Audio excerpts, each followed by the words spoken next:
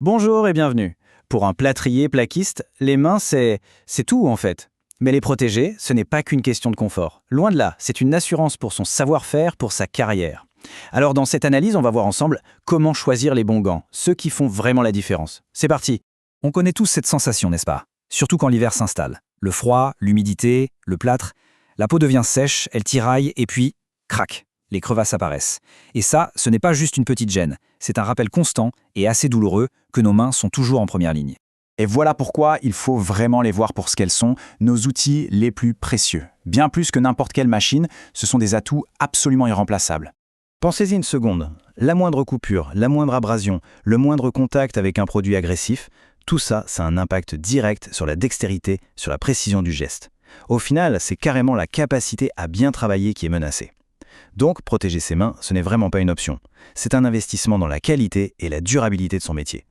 Alors pour choisir la bonne protection, la première étape, c'est de bien identifier l'adversaire. En gros, les risques pour les mains sur un chantier, on peut les classer en deux grandes familles, deux catégories bien distinctes. D'un côté, on a ce qu'on appelle les dangers mécaniques. Là, c'est tout ce qui est physique direct. Les coupures avec les bords d'une plaque ou les rails métalliques, les abrasions quand on ponce, les risques de déchirure ou même de perforation. Et d'autre côté, on a les dangers chimiques. Là, il s'agit du contact avec les matières. Le plâtre encore humide, les mortiers-colles ou même les produits nettoyage un peu costauds. On voit bien la différence. Imaginez la scène. D'un côté, on découpe une ossature métallique. Un risque mécanique typique, ça coupe. De l'autre, on a la main en plein dans l'enduit. Un risque chimique évident. On a donc deux situations, deux types de menaces bien différentes qui vont logiquement demander des protections spécifiques. Très bien, alors attaquons-nous au premier cas de figure. Comment est-ce qu'on se protège efficacement contre tout ce qui est coupure, perforation et abrasion? Pour toutes les tâches de base, comme la manutention des plaques, la pose d'isolant, la norme de référence à connaître, c'est la NF-EN 388. C'est le standard européen pour les gants de protection contre les risques mécaniques. Pour ça, il faut chercher le petit pictogramme de cette norme sur le gant avec son niveau de performance. Visez au minimum un 2.1.3.1C.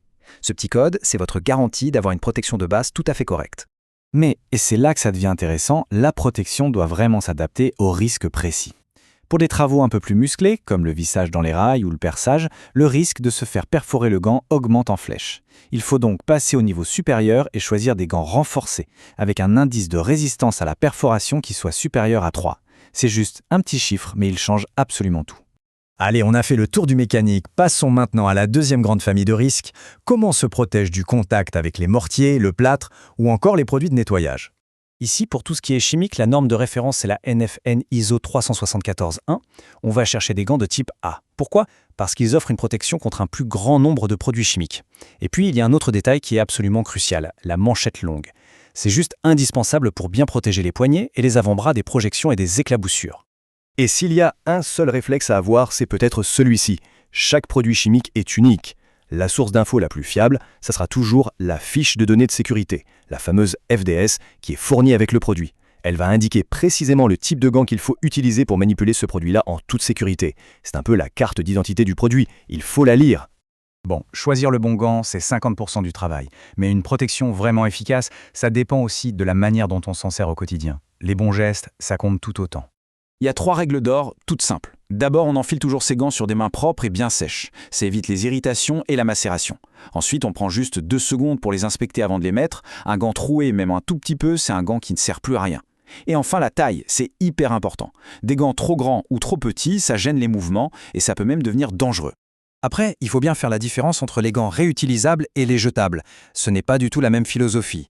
Les réutilisables, on les inspecte, on les nettoie comme le dit le fabricant. Les jetables, comme leur nom l'indique, c'est une seule utilisation et poubelle. Et on les change à la moindre déchirure. Mais dans tous les cas, une fois qu'on les a enlevés, hop, on se lave les mains. La protection des mains, ce n'est pas juste une affaire personnelle, chacun dans son coin. C'est aussi et surtout une responsabilité collective. C'est une culture de la sécurité qui se construit tous les jours sur le lieu de travail. Pour les chefs d'entreprise, il y a des choses très concrètes à mettre en place. Le plus efficace, c'est souvent d'impliquer les salariés eux-mêmes dans le choix des gants. S'ils les ont choisis, ils les porteront. Des rappels visuels, comme des affiches dans le camion ou l'atelier, ça marche très bien aussi. Et puis pourquoi ne pas prendre 5 minutes pendant le briefing du matin pour en parler? Ça permet d'ancrer les bonnes habitudes pour de bon. Il y a un dernier point, mais alors un point fondamental. On parle d'un EPI, un équipement de protection individuelle. Le mot le plus important, c'est bien individuel. Partager ses gants avec un collègue, c'est donc à proscrire. C'est une question d'hygiène de base et ça évite la transmission de pas mal de cochonneries. Finalement, tout nous ramène à ça. À ces mains qui travaillent, ces outils de précision qui exécutent un savoir-faire unique, qui façonnent, qui lissent, qui créent. Elles sont vraiment au cœur du métier. La question finale est donc toute simple. Est-ce que nos outils les plus précieux, nos mains, reçoivent vraiment toute la protection qu'elles méritent? C'est une question qui mérite réflexion. Prenez-en soin, elles sont au cœur de votre art. Merci de nous avoir suivis.